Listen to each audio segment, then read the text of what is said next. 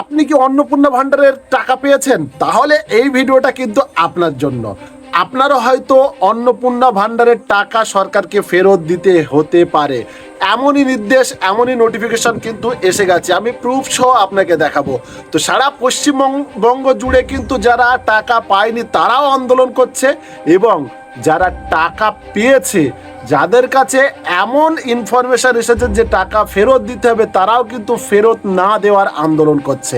তো সেই ভিডিওটা আগে আপনাকে দেখাবো, এবং এদের যে টাকা ফেরত দেওয়া সঠিক না বেঠিক সেটা কিন্তু আপনারা কমেন্ট বক্সে অবশ্যই কমেন্ট করে যাবেন যে এমন নির্দেশ আসা সঠিক না বেঠিক।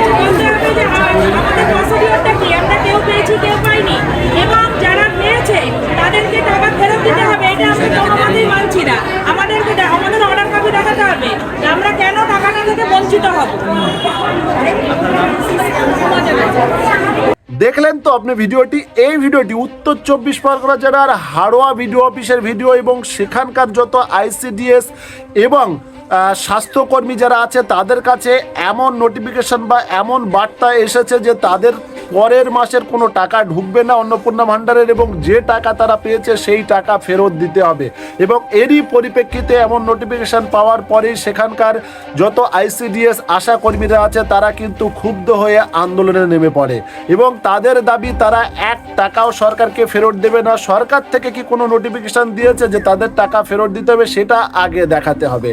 এবার আপনার মতামত আপনি কমেন্ট বক্সে কমেন্ট করে অবশ্যই জানাবেন। যারা আইসিডিএস বা আশাকর্মী আছে তারা কি অন্নপূর্ণা ভান্ডার পাওয়ার যোগ্য, না তাদেরকে টাকা ফেরত দিতে হবে। সেই সঙ্গে সঙ্গে আপনি এটাও জানাবেন আপনি কি এখনো অন্নপূর্ণা ভান্ডার পেয়েছেন নাকি পাননি।